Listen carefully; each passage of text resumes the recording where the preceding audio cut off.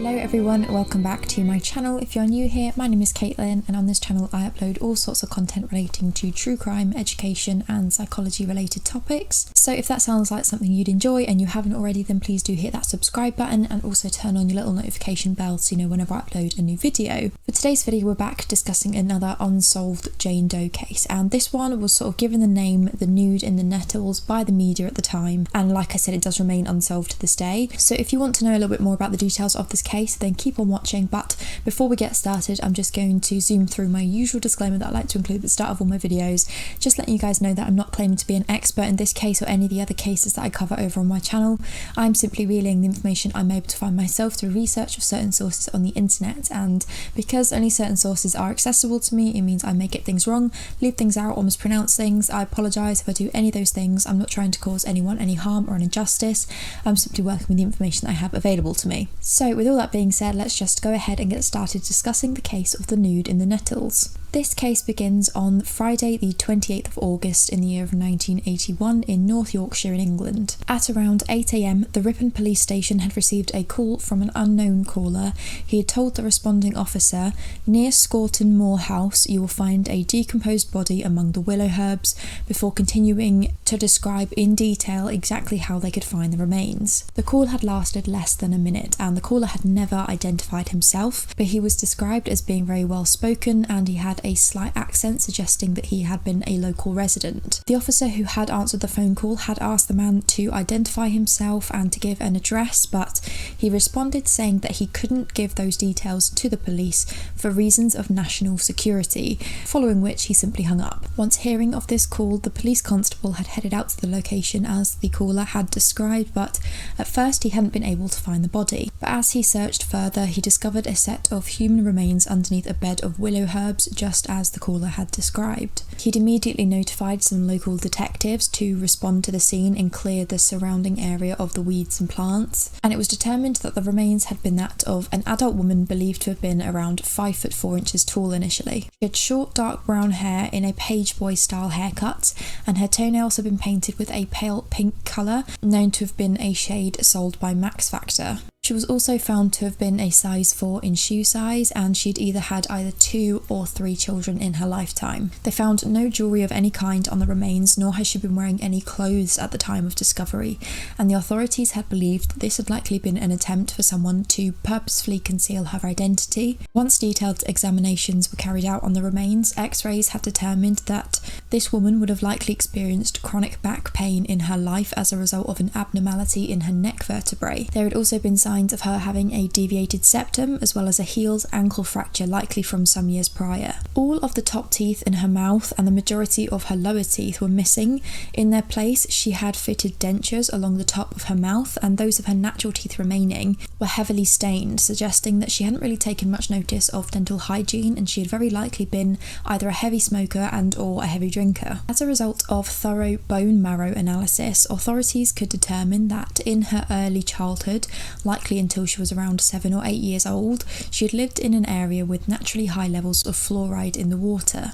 If she had been from the local area, the 2 closest areas that had close to this level of fluoride present in the drinking water had been Grimsby and Hartlepool. These remains were located specifically around the area of Sutton Bank Top, not far from the junction between the A170 at Thirsk to Scarborough. The location had been particularly near to the Scorton Moor House farm entrance, which at the time had been a particularly popular local family picnic spot. But because of the fact that the remains were so well hidden amongst the bushes, it was likely that it could have remained hidden there for quite some time.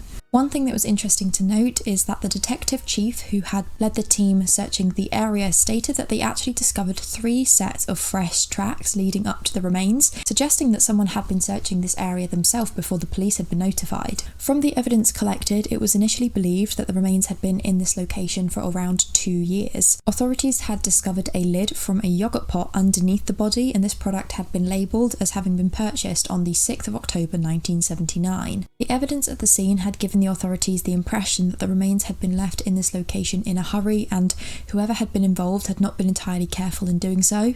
Even though they had managed to gain a number of details regarding the woman's background and description of her appearance, authorities had not been able to establish an identity. And the reports that I read stated that the authorities believed that she had likely been murdered, but the cause of death wasn't initially released by the officials. When the authorities had conducted an extended search around the location in which the remains were discovered, they came across a number of pieces of clothing hanging on a tree around a mile away from the remains. These clothes had included a black formal evening gown and some women's underwear, and although they hadn't been able to confirm that these had belonged to the victim, they also had nobody claiming these items once the public were informed of the finding. Following the public announcement of the discovery, the police had received a tip from a man that claimed he had been in the area where the remains were found but 2 years before this. He'd been a local man who had made a career out of being a jockey, and 2 years before this, he'd been in that exact area exercising some horses when he had been hit by a foul smell coming from the area of the plants. At the time, he hadn't thought anything unusual of it and didn't think to report it until he'd heard of the discovery of the remains, but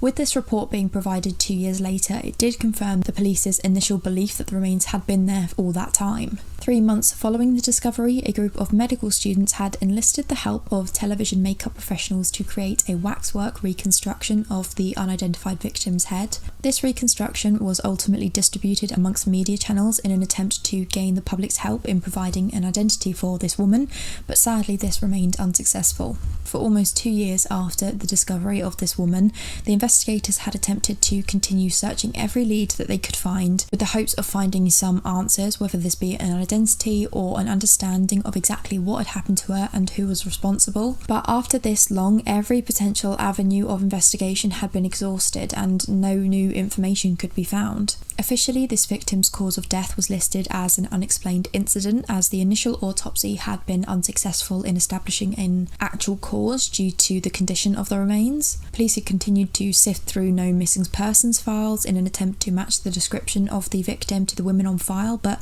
this too had been unsuccessful. In 1983, the unknown woman was buried in a cemetery in Malton, with the only people being present having been a small group of police officers. The headstone had been engraved with "Name unknown, died 28th of August 1981" with a number marking it. In 2011, on the 30th anniversary of the discovery of the remains, an appeal was made by the authorities in an attempt to revisit the case and potentially discover some new evidence. The case was featured in the Forgotten Victims series that was released in the Yorkshire Post that year, in the hopes that this would reach someone who may potentially recognise her. In total, following this point, 5 families inquired about the unknown victim and potentially recognising her as a family member, but as the victim remains unidentified to this day, it appeared that none of them had been confirmed. It was also announced this same year that there were 8 cold cases in the same area that were all being re-examined, including the NUDE in the NETTLES case. In 2012, the case was officially revisited and the remains of the Jane Doe were exhumed in an attempt to gain further DNA samples that could then be used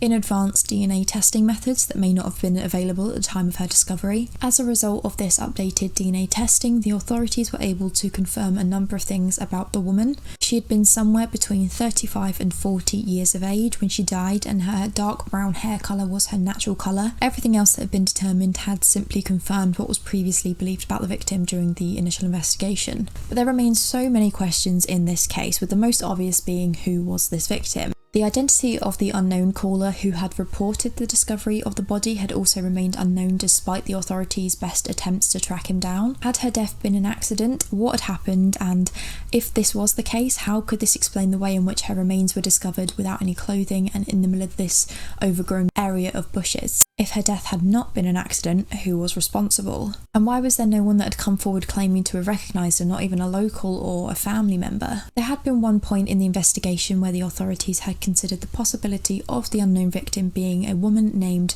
Geraldine Elizabeth Crawley, a woman who had escaped from Arscombe Grange prison in 1979. Geraldine Crawley had been serving a 3-year sentence for the manslaughter of an elderly woman in Liverpool a few years prior, but following the authorities sharing their belief of this being the identity of the Jane Doe publicly, the missing inmate had actually contacted the police by letter, informing them that she was in fact alive and she had attached a fingerprint to prove it. And this belief that this had been the identity of the victim had seemingly affected the investigation negatively for a short while, as they had been operating on this belief that they should look into the whereabouts whereabouts and background of Geraldine Crawley. They focused on searching known locations where she'd previously spent time, which would ultimately prove fruitless once they realised that they had been wrong about the identity in the first place. Another fact that had in retrospect been pointed out as having negatively impacted the investigation had been the authorities' assumption that the caller who had reported the discovery of the remains had in fact been the killer. As I mentioned earlier, the search of the area of the remains had resulted in the discovery of 3 sets of tracks around the remains. It had been pointed out that it didn't really make a lot of sense for the individual to have travelled to this remote location, likely by car, transporting this body to this rural area, at risk of being seen in the first place, for them to return to the remains and then call the police. This would simply increase the likelihood of someone not only seeing them, but also the vehicle that they were likely driving, and possibly drawing attention to the location in which the remains were. There had been little to no conclusive evidence suggesting that the caller had in fact been the killer in the first place, and it may have been something as simple as being someone who stumbled across the remains but didn't want to be implicated falsely in the death of the woman. In addition to this, as the police had publicly stated their belief in the involvement of this unknown caller, they were ultimately making it very unlikely that the caller would want to come forward. The caller's claims of him not being able to reveal his identity due to national security reasons were dismissed entirely too, and this may have been something entirely truthful. There was significant discussion surrounding the possibility of Peter Sutcliffe, who was the Yorkshire Ripper, having been responsible for the death of this victim. Over the years, there have been a lot of opposing opinions regarding such, in particular in recent years. It was suggested by some that the food item lid being found underneath the remains may have been done so intentionally by the killer, and Sutcliffe had done something very similar with a newspaper in the case of Yvonne Pearson in 1978. It had since been suggested that the authorities had initially dismissed the idea since he had been in custody at the time of the discovery of the remains, and they'd been focused on the unknown caller being specifically involved. He was known to operate roughly in the same area, and it seemingly matched his MO. However, the remains suggested that Sutcliffe's typical method of killing, which had been taking a hammer to the skull, had not been the cause of death. There had been, however, multiple murders committed by Sutcliffe in which he had other methods of killing, including stabbing and ligature strangulation, so